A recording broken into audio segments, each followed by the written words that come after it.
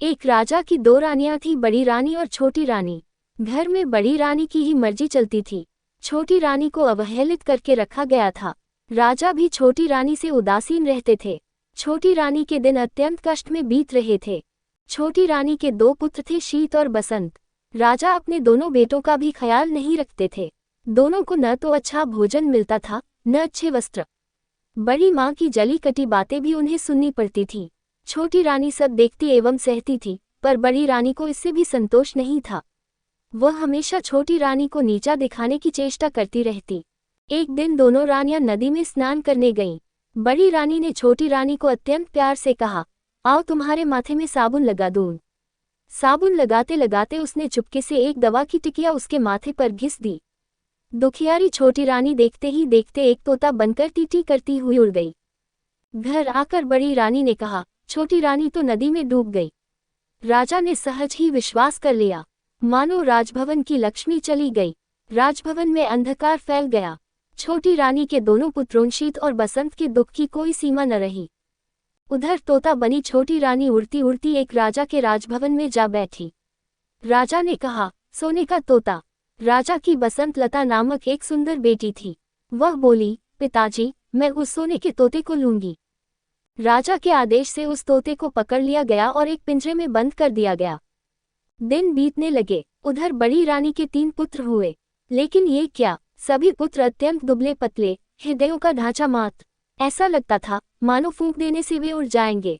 बड़ी रानी का तो रो रो कर बुरा हाल। वह बड़े जतन के साथ अपने पुत्रों का पालन करती, खूब पुआ पकवान, मांस मछली खिलाती, लेकिन वे मोटे नहीं हो पा रहे थे, संटी की तरह ही दुबले पतले थे।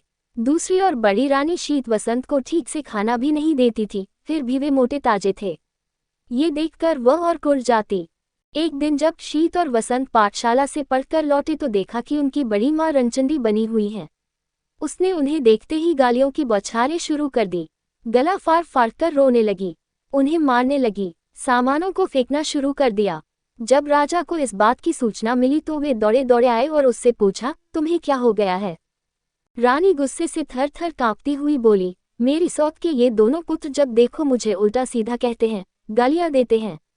जब तक इनके खून से मैं स्नान न कर लूं, मेरा कलेजा ठंडा नहीं होगा। राजा ने कहा, ऐसा ही होगा। फिर उन्होंने जल्लाद को बुलवाया और आदेश दिया, इन दोनों भाइयों को मारकर इनका खून लाकर बड़ी रानी को दो। शीत वसंत का तो रो रो कर बुरा हाल, पर जल्लाद को तो राजा के आदेश का पालन करना था, सो उनके हाथ पैरों को रस्सियों से बांधकर बलि देने के लिए वह ले जाने लगा। शीत वसंत के चीत्कार को सुनने वाला वहां कोई नहीं था। जल्लाद शीत वसंत को एक जंगल में ले गया। वहां उसके वस्त्र उसने उतरवा लिए और पेड़ की छाल उन्हें पहना दिया। शीत बोला, भाई, हमारे भाग्य में यही था। जल्लाद ने उनके हाथ पैर खोल दिए और दबबाए आंखों से कहा, राजा की आज्ञा है राजपुत्र। क्या करता, मुझे मानना ही था, पर तुम लोगों को मैंने अपनी गोद में खिलाया है। तुम्हारा खून मैं कैसे कर सकता हूँ। मेरे कपाल में जो लिखा है होगा। तुम वकल के ऊपर चादर ओढ़ लो और इस जंगल से निकल जाओ। कोई तुम्हें राजपुत्र के रूप में पहचान नहीं पाएगा। ये कहकर उसने उन्हें जंगल से बाहर निकलने का मार्ग बता दिया और खुद राजभवन की ओर लौटने लगा। रास्ते में उसने एक कुत्ते एवं सियार को मारा और उसका खून बड़ी रानी को दे दिया। खून पाकर बड़ी रानी बहुत खुश हुई। उसने उस खून से स्नान किया और खिलखिलाती हुई अपने पुत्रों को अत्यंत स्वादिष्ट भोजन कराया और खुद भी खाया। शीत वसंत दोनों जंगल के रास्ते से आगे बढ़े। वे चलते रहे, पर जंगल का कोई अंत नहीं दिख रहा था। थककर वे एक पेड़ के नीचे बैठ गए। वसंत ने कहा, भाई, बहुत प्यास लगी है, पानी मिलेगा। शीत बोला, हम लोग इतनी दूर तक चलकर आए हैं, पर पानी तो कहीं नहीं दिखा। परंतु प्यास के कारण मेरी तो बहुत बुरी हालत हो गई है। बसंत बोला, ठीक है, तुम यही प्रतीक्षा करो, मैं देखता हूँ कि आसपास कहीं पानी है या नहीं। शीत ने कहा। शीत पानी की तलाश में चला। एक जगह उसे एक तालाब दिखाई दिया। समस्या थी कि पानी लेकर जाए कैसे। उसे अपनी चादर का ख्याल आया। अगर चादर को पानी में अच्छी तरह भिगोकर ले जाया जाए तो वसंत की प्यास मिट सकती है। ये सोचकर वह तालाब में उतरा। जिस राज्य की सीमा के अंतर्गत वह तालाब था, उस राज्य के राजा का अचानक देहांत हो गया। राजा की कोई संतान नहीं थी। समस्या उत्पन्न हुई कि राज सिंहासन पर कौन बैठेगा। सिंहासन को तो खाली नहीं रखा जा सकता है। इस पर काफी विमर्श हुआ। अंत में मंत्रियों एवं प्रजा ने मिलकर तय किया कि जिस व्यक्ति के माथे पर राजतिलक होगा उसे ही सिंहासन पर बैठाया जाएगा।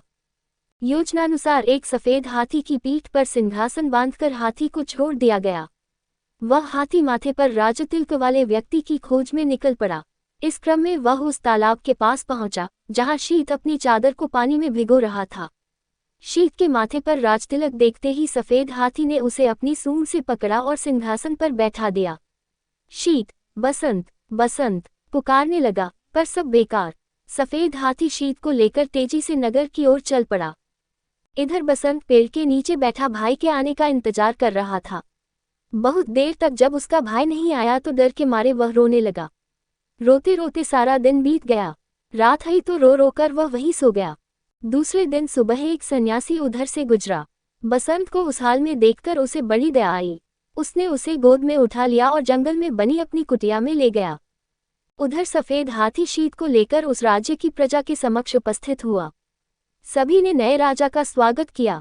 शीत को राजसिंहासन पर बिठाया गया और उसे राजतिलक लगाया गया। शीत को कुछ समझ में नहीं आ रहा था कि हो क्या रहा है। उसे रह रहकर अपने भाई बसंत की बहुत याद आ रही थी। समय बीतने लगा। शीत ने परिस्थिति से समझौता कर लिया। वह कुशलतापूर्वक राजकाज संभालने लगा। अब उसे किसी भी चीज का अभाव नहीं था। उधर बसंत जंगल में सन्यासी की कुटिया में अपने दिन बिता रहा था। वह रोज हवन के लिए जंगल से लकड़ियां चुनकर लाता, पूजा के लिए फूल तोड़कर लाता और जंगल के कंद मूल खाकर अपना पेट भरता था। कभी कभी वह सन्यासी के पास बैठकर शास्त्रों एवं वेदों का ज्ञान भी प्राप्त करता। शीत और बसंत के पिता पर दैवीय आपदा आई। उनका सारा राज्य नष्ट हो गया। राजा सब कुछ छोड़ छाड़कर अज्ञातवास को चले गए। बड़ी रानी की दशा भी अत्यंत दयनीय हो गई थी। भिक्षा मांगकर जीवन निर्वाह करने की नौबत आ गई, परंतु उसके फटे चिथड़े गंदे कपड़ों को देखकर लोग भी उसे दुत्कार देते। एक दिन दुखी होकर बड़ी रानी अपने तीनों पुत्रों के साथ समुद्र के किनारे खड़ी थी। अचानक समुद्र की लहरों में तीनों पुत्र बह गए।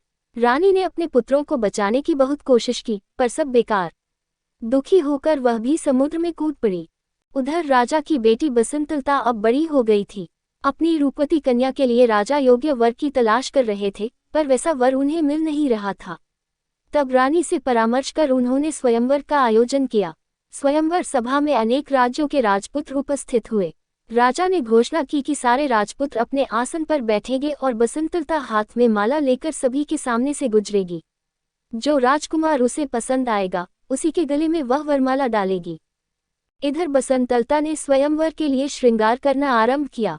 बालों का जूड़ा बनाया, आंखों में काजल लगाया, पांव में आलता लगाया। फिर तोता बनी रानी से पूछा, और मुझे क्या चाहिए?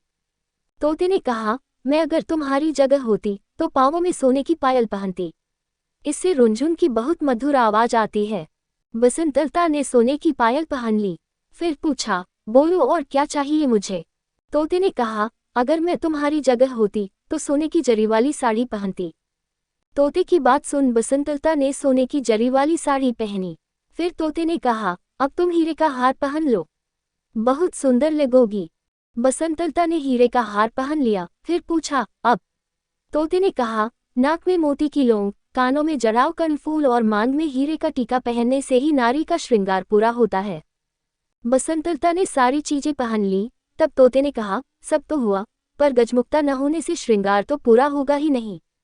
तुम्हारे पास तो गजमुक्ता है ही नहीं।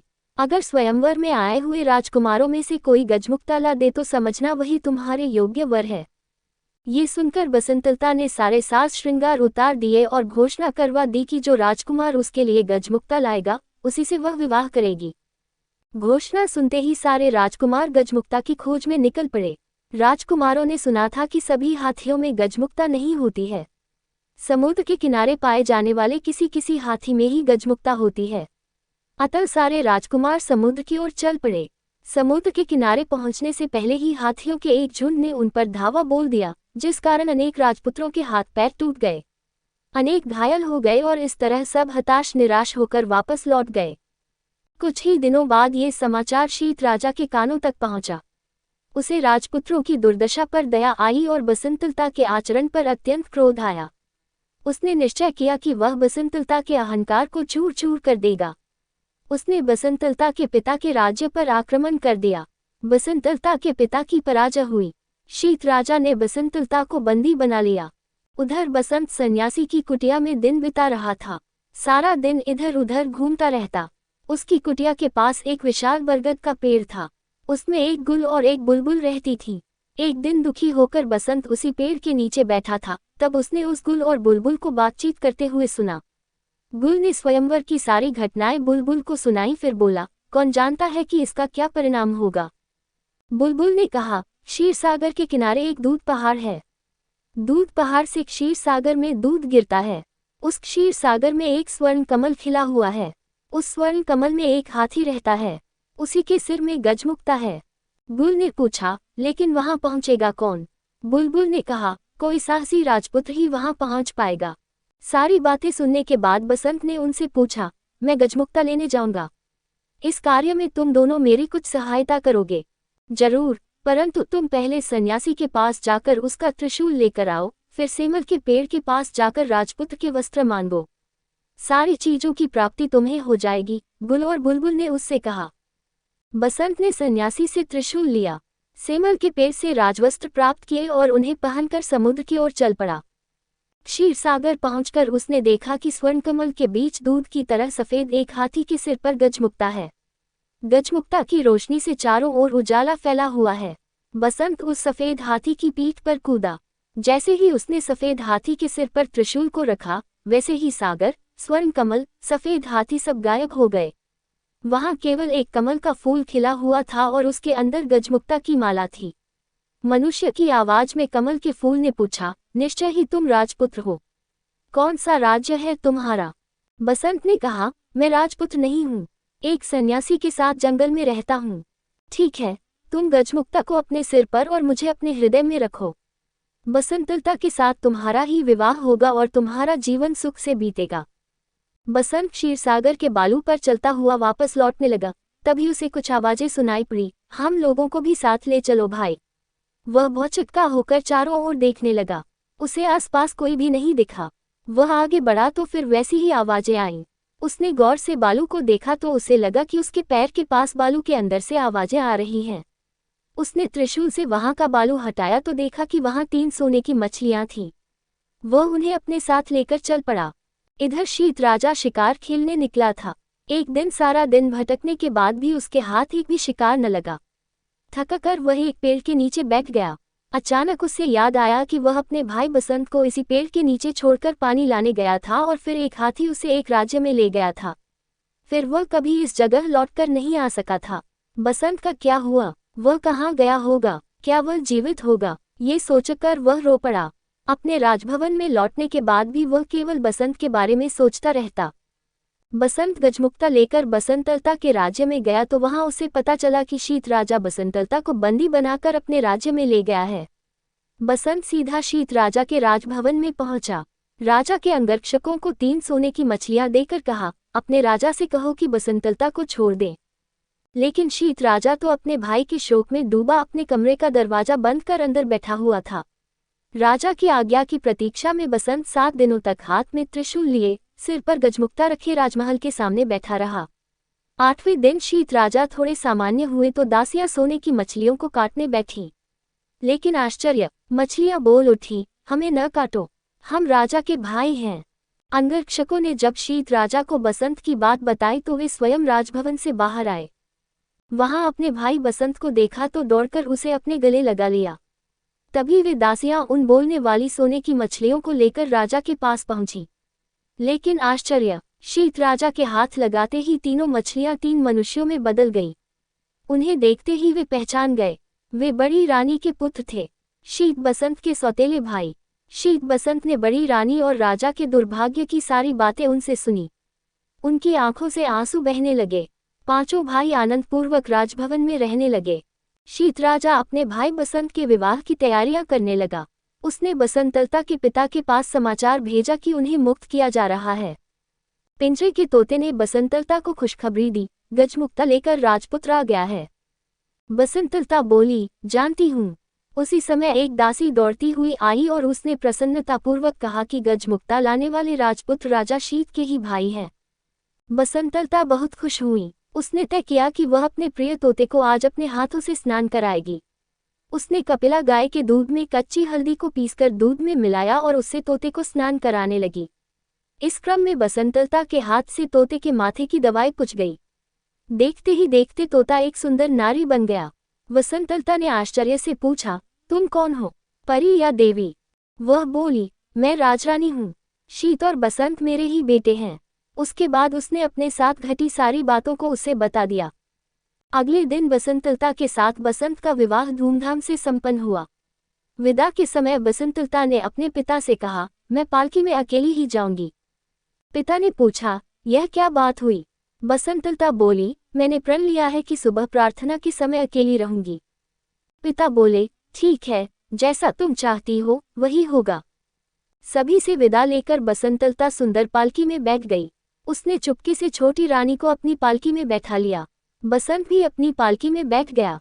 शीत राजा के महल के पास जब पालकी रुकी, तब उससे बसंतलता के अलावा एक अपूर्व सुंदरी नारी भी उतरी। सब उसे आश्चर्यचकित होकर देख रहे थे। उसने पालकी से उतरते ही पूछा, कहाँ है मेरे शीत बसंत? मेरे पास आओ। माँ की पुकार सुनकर शीत बसंत दौड़कर आए और उससे लिपट गए। बड़ी रानी के तीनों पुत्र भी दौड़कर वहां पहुंच गए। इस सुखद समाचार को सुनकर थोड़े दिनों बाद राजा भी लौट आए। इस प्रकार छोटी रानी के दुखों का अंत हुआ। सभी के दिन सुखपूर्वक बीतने लगे।